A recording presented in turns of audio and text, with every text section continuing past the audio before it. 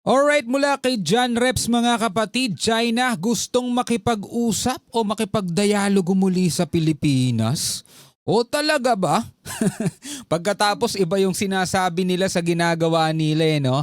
At terorista sa Basilan, inubos na ng Philippine Army. Yan ang ating mga pag-uusapan ngayon at bibigyan natin ng reaksyon at komentaryo mga tol. Bago yan, huwag mong kalimutan mag-subscribe dito kay John Reps. Nakalagay po ang link sa ibaba ng video panonoorin natin.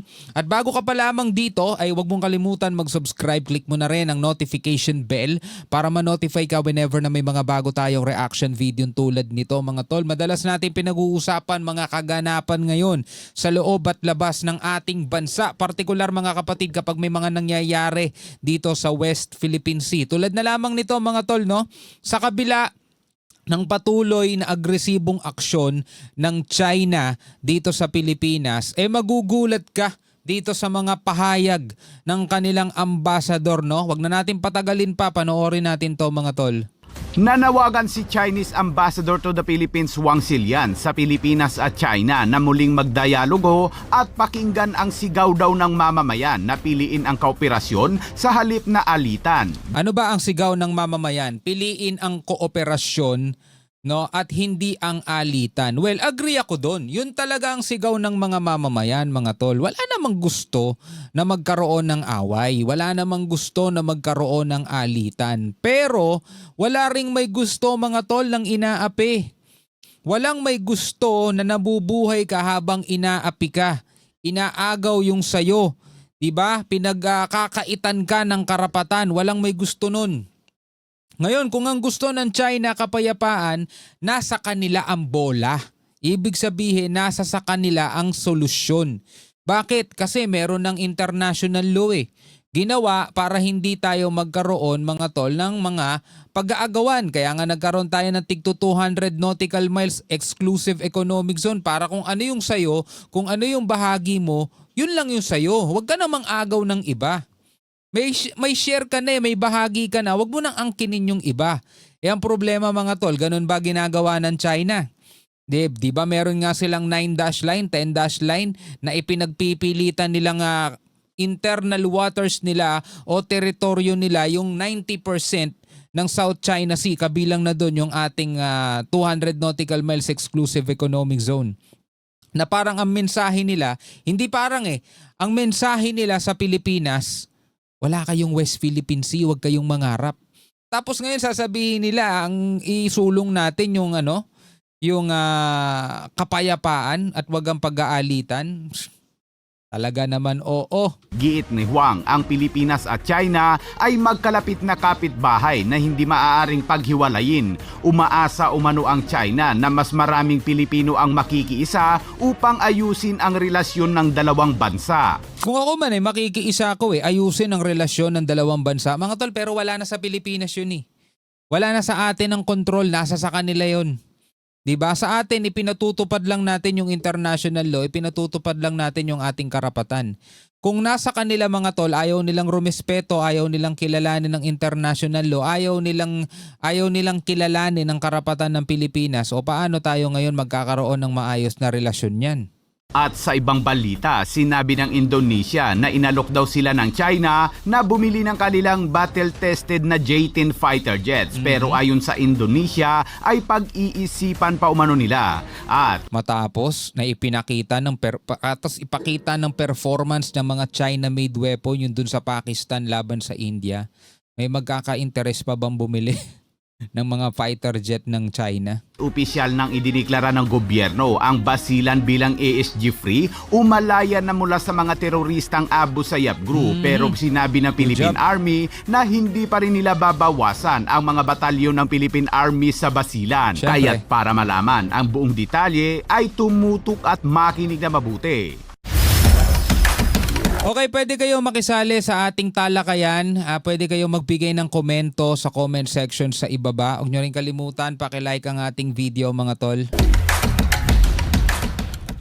Nanawagan si Chinese Ambassador Huang Silian sa Pilipinas at China na muling magdialogo at pakinggan ang sigaw daw ng mamamayan na piliin ang kooperasyon sa halip na alitan. Dapat sinasabi nila yan sa sarili nila, cooperation. Makipag-cooperate naman kayo, China. Hindi puro sarili nyo lang iniintindi nyo. Ang pahayag na ito ni Huang ay kasabay ng pagdiriwang ng ika-50 anibersaryo ng diplomatikong relasyon ng dalawang bansa noong Sabado. Dumalo sa ginanap na okasyon sina Pangulong Bongbong Marcos, mga senador, business leaders at mga kinatawan ng Filipino-Chinese community. Gayunpaman, kasabay ng pahayag ay nagpapatuloy pa rin ang tensyon sa West Philippine Sea kung saan paulit-ulit na pumapasok ang China sa exclusive economic zone ng Pilipinas. At Diba? hindi rin kinikilala ang 2016 arbitral ruling na pumabor sa Pilipinas. Oh, diba? 1982 UNCLOS mga tol, hindi kinikilala ng China. Ginagamit nila yan pero hindi naman yan pinapakita sa pamamagitan ng aksyon nila. Hindi nila kinikilala yan. Kasi kung nire-respeto nila yung 1982 UNCLOS, wala sana tayong nakikitang Chinese vessel, Chinese Coast Guard, Chinese militia vessel o PLA Navy. Wala sana tayong nakikitang ganyan sa loob ng exclusive economic zone natin. Kung ginagalang nila tong UNCLOS, kung ginagalang nila yung International Tribunal for the Law of the Sea, wala sana tayong nakikitang ganyan. Wala sanang nangaharas sa atin. Sa ilalim ng Administrasyong Marcos, naging mas matatag at lantad ang posisyon ng bansa sa pagtatanggol ng soberanya habang patuloy ang presensya ng mga barko ng China at gumagamit ng mga water cannon laban sa Philippine Coast Guard. Matapos gawin ng China yan, pinapalabas pa nilang tayo ang nanggugulo, tayo ang nagpo-provoke at tayo ang sumisira ng kapayapaan mga tol. Biruin mo kung gaano katitigas ang mga niyan. Pero giit ni Huang, ang Pilipinas at China ay magkalapit na kapitbahay na hindi umano maaaring maghiwalayin. Umaasa umano ang China na mas maraming Pilipino ang makiisa upang ayusin ang relasyon ng dalawang bansa. China and the Philippines are close neighbors that cannot move apart. Good neighborliness serves the fundamental interest of our two peoples. Yung China magaling sila magsalita, magaling sila mang-gaslight. Pero again mga tol, hindi tayo madadala basta-basta na mga ganyan matapos nung paulit-ulit nating napapanood at nakikita sa kanila. It is our sincere hope that more and more people will join our efforts to bring our relationship back to even better future. Samantala, Diba? Tingnan nyo, ngayon may bago silang inaangkin ngayon, minahan doon sa Myanmar. May bago silang target, diba? Tapos meron din silang mga kapatid, ginawa na naman ngayon sa Japan. Pumasok yung kanilang aircraft carrier sa EEZ ng Japan. Nagpalipad sila ng fighter jets mga tol at muntikan pang salpukin yung fighter jets din naman ng Japan sa mismong airspace ng Japan. Paano natin ngayon paniniwala ang hangad nito kapayapaan kung ganyan yung kanilang mga ginagawa? Back to even better future.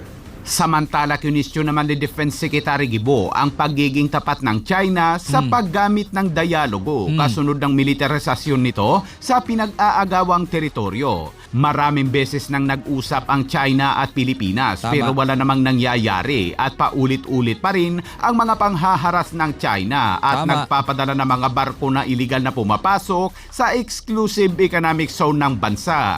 At sa ibang balita naman, 'di ba? Ang hirap mga tol.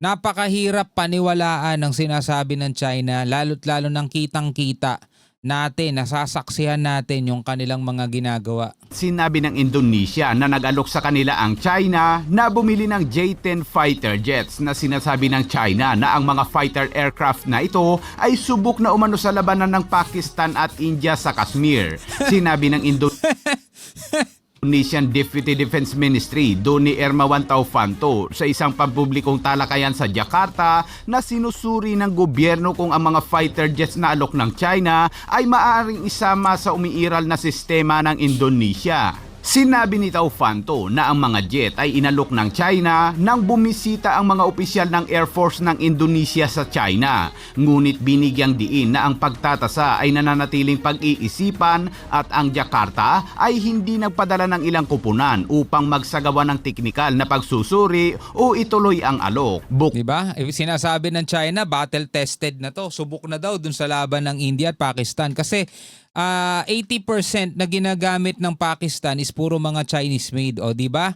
Naipakita na Nakita na natin mga tol kung ano ang kapabilidad ng mga made in China nila Kung umano sa mga fighter jets ay nag-alok din ang China na bumili ng kanila mga advanced umanong barko. Ang pagsasaalang-alang ng Indonesia sa J-10 fighter jets ay dumating habang ang paggasta na militar ay tumataas. Nais ng Indonesia na pag-iba-ibahin ng mga supplier ng assets nito bilang bahagi na mas malawak nitong pagtulak sa modernisasyon ng militar sa ilalim ni Pangulong Prabowo Subianto, isang dating general na nangako na i-upgrade ang mga kakayahan sa impapawid at pandagat na bansa habang pinapanatili ang diplomatikong neutral ng Indonesia. Inalok ng China ang Indonesia na bumili ng J-10 fighter jets nito matapos iulat ng Bloomberg na kinansila umano ng Indonesia ang pagkuha ng F-15EX sa Amerika. Bukod sa Indonesia ay may ilang mga bansa rin ang inalok ng China na bumili ng kanilang battle-tested daw na fighter jets. Wow, battle-tested. Dahil pinabagsak umano nito ang 3 Rafale fighter jets ng India,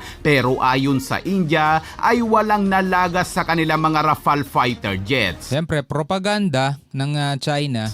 At dagdag na balita mga kabayan, hindi babawasan ng Philippine Army ang bilang ng mga tauhan na idiniploy sa lalawigan ng Basilan sa kabila ng idiniklara na malaya na mula sa teroristang Abu Sayyaf Group ang Basilan. Ayon kay Philippine Army Chief Lieutenant General Roy Galido sa isang media briefing sa Port Bonifacio ay mananatili pa rin ang mga militar dahil mayroon pa rin umano silang papel.